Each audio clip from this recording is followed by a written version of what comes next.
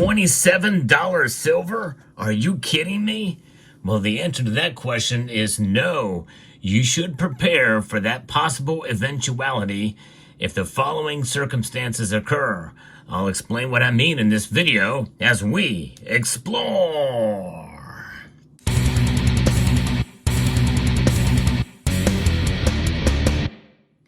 Now, you may be asking yourself this question as to how I can even conceive of such a possibility, and especially since I have been relatively bullish on silver's price. And the answer to that question is well, this is what this channel does.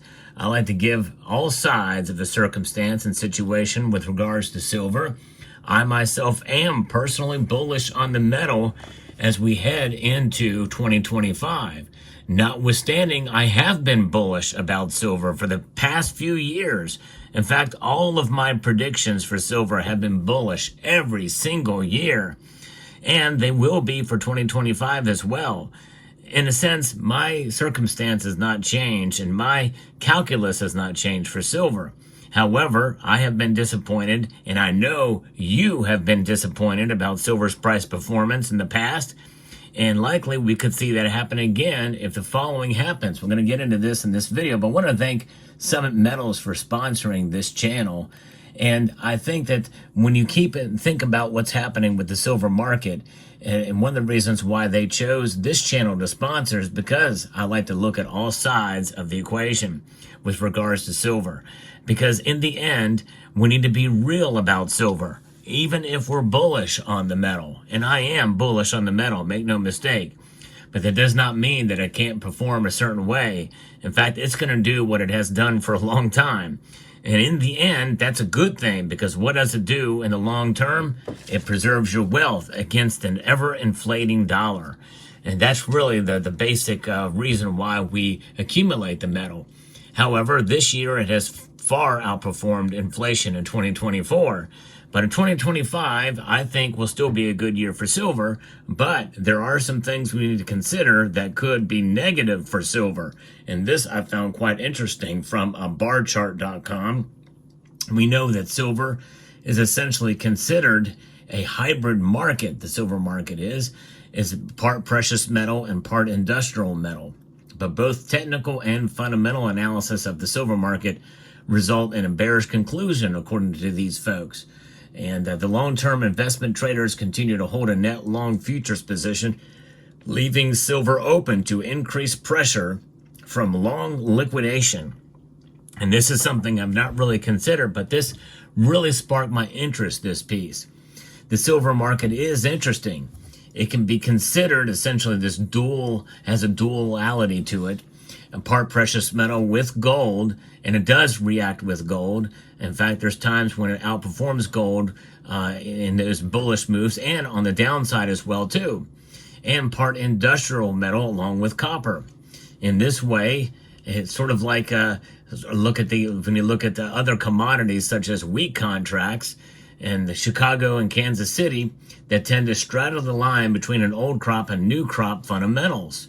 So given this, silver, as well as, what would be considered sort of the winter market for some of these commodities, also shows characteristics of a middle child syndrome, getting lost in the attention paid to King Gold and Dr. Copper, essentially. And you think about it, when you think about all of the different things that involve with copper and many other commodities that have outperformed silver as well. And so those fundamentals that lead to the bearish market and move down in gold's price negatively affect silver. And when the commodities go down, silver is dragged along with it.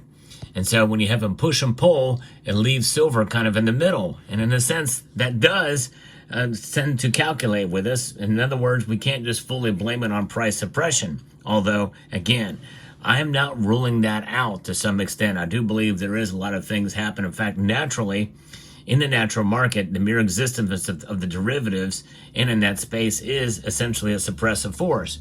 Couple that along with the Federal Reserve, which wants to have a strong dollar, and do whatever it can to make that happen. And politically as well, there is this notion to have a strong dollar, and in a sense, it is a hegemony that is a very difficult thing to defeat, even though it's being tried, even at this very moment, by the BRICS nations. And in a sense, with the weaponization of the dollar, there is this lead away, this de-dollarization thing that is still a factor that is coming into play, and I think that has been bullish for both gold and silver. But the thing is that these things that are having the effect on the market and leaving silver kind of hung out to dry in the middle, and the only thing silver really is known for is being that Lone Ranger horse. If you want to use that phrase, well, that's what barchart.com did. And when you think about silver too, it has over 10,000 uses, which is unique to any other metal. Yes, more copper and more iron are used in mass and bulk and scale, but silver is the most versatile metal on the periodic table, making it complex even by its very nature. And so that is something you have to take into account and consider as well. Now, looking at it from a technical standpoint, we look back through March, it remains an intermediate term downtrend on the weekly chart, extending the move to a low of $29.14 during what we saw, in the past week. Overnight, though, through early Friday morning, saw the contract hold above that mark. And so given some stochastics remain above the oversold level of 20%, there still seems to be some time and space for silver to fall even more if it doesn't reach the next kind of support level. What is that support level? Well, $32.50 is what I'm interjecting there. That was a very strong and very solid technical goal for silver to reach. And we got there, but then it fell back below it and stayed under that for, since then. We now are struggling for silver to stay, to capture $30 again before the end of the year. And if you look through the long term, according to what they say, there's a major downtrend just beginning to gather momentum. Heading into December, the key price was essentially the previous 4-month low, which was $26.52. Remember that $26.50 that I've been talking about for a long time? Once we reach past that, then we can see it probably continue to scale up. If we maintain above that time for a period, and we certainly did, now there's no really fear that we're going to see that number yet again. And with the index price near $28.91, which, by the way, $28 was my first original prediction for silver before the end of the year. We got there and surpassed it, which is why I revised my prediction once it happened at $35. We were 9 cents short of that back in October, I believe. It's unlikely, but not impossible. The previous 4-month low moves up to $27.75. And if you want to just round down the $27, and that's once the calendar page turns to January, according to what they're looking at from the pattern analysis for the technicals here. You have the cup and handle, but some people don't believe that it's really forming in that way. It's the interpretation of the charts. And the thing is, the technicals, even on the negative side, cannot be relied upon fully because psychology and emotion drives the market primarily. And it's really the perception of the dollar strength and what the Federal Reserve is going to do or not with regards to interest rates and quantitative easing and what they say they're going to do or what they have done or their interpretation of other data. So those are the factors that really move the prices from day to day. Long-term fundamentals, though, of silver are still solid and hold true. But that's on the technical side, some of the fundamentals, well, they feel that they have a murky future. With the focus on the previous 4-month lows and highs, and if you use this as a momentum indicator based off of a longer-term adjustment for the 4-week rule, that talks about that in a book by John Murphy, Technical Analysis of the Futures Market. It's one of the few technical analysis momentum indicators that this barchart.com uses to track. Why the focus? Like many markets, silver faces a murky fundamental future. As a precious metal, if the U.S. dollar index continues to firm on the idea inflation is likely to heat up due to increased tariffs and trade wars, Of course, that's not what causes inflation. That just causes prices to rise. It's money printing, and money printing alone, because of the federal government spending more money, which is the impetus for the Federal Reserve printing more money. That alone is what causes inflation. But that's an aside the point. The new administration promises to step off the path of green energy could hurt demand for silver in a number of products, including solar panels. But that's here in America. Most of the solar panels are manufactured in China. In fact, there's a glut of them there already, even with the demand, and that likely probably will continue to give a false perception of a strong economy there. And we've talked about that before with China. And China is a key market to look out for with regards to silver, by the way, in numerous different levels and situations. I may talk about that in a future video as well.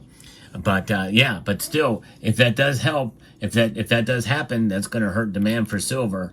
And then long-term investors continue to hold a net long futures position, though this has been decreasing as of late. The next CFTC Commitment of Traders report is set to be released, and then, or maybe already has by the time this is done. Silver is vulnerable to increased pressure of an extended period of a long liquidation is seen.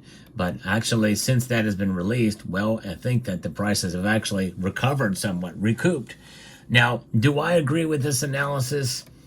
Not really. If you want me to be honest with you, I'm still bullish on silver.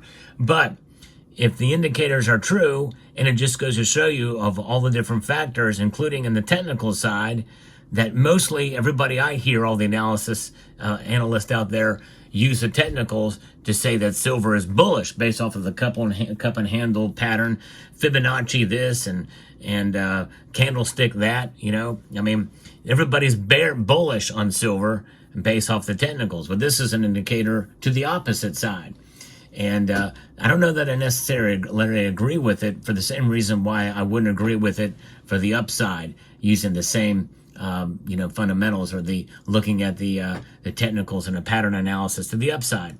In the end, silver is going to do what it's going to do. Should we prepare for $27? Heck yeah, we should. The market could go either way. Will it change your outlook and view on silver? I hope it doesn't. This channel exists in part to not only report the latest news in the world of precious metals, but to encourage you to hold on to your metals as much as you can, at least the vast majority of your stack. Again, I totally understand, as I've said many times before, why it's a good idea to sell in times of dire need. But I think it's a good idea also to have enough of these on hand so that you don't have to sell.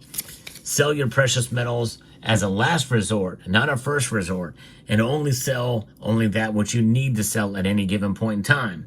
Have a core stack that you're hanging on to, a perma stack, if you will, where you don't have to sell. Now, there's another reason to sell, and that is in case an opportunity makes its way through. In fact, I know a member of this community who actually did sell a whole bunch of silver to help his mom buy a house. That's praiseworthy and laudable, and I think that's amazing. And the thing is that that's a great investment and a way to hedge in a different way with real estate. A very wise move. So there are indicators and ways to do it. I'm not one of those never sell people, although for me, I have not sold too much to speak of for sure. So everybody's got to weigh their own situation and circumstance. And that goes with buying as well. You should not buy based off of emotion. You should not buy just because, I say, hey, the prices are low, it's a good opportunity. You have to weigh that for yourself. And I want to especially emphasize that as being sponsored by a bullion dealer now. This sponsorship is explicit. They do not want me just to say, hey, go buy from Summit Metals or what have you. You should do your own research and due diligence and consider them to find the best price and deal for you. Of course, when you're looking for a bullion dealer, you should look for a good price and good service, fast shipping, and all that. So there you have it. Let me know what your thoughts are down in the comments section below. Hope you found this video informative, insightful, and educational. Would like to extend a multitude of gratitude to each and every one of you for taking the time to watch, and to encourage you to please rate, share, comment, and subscribe.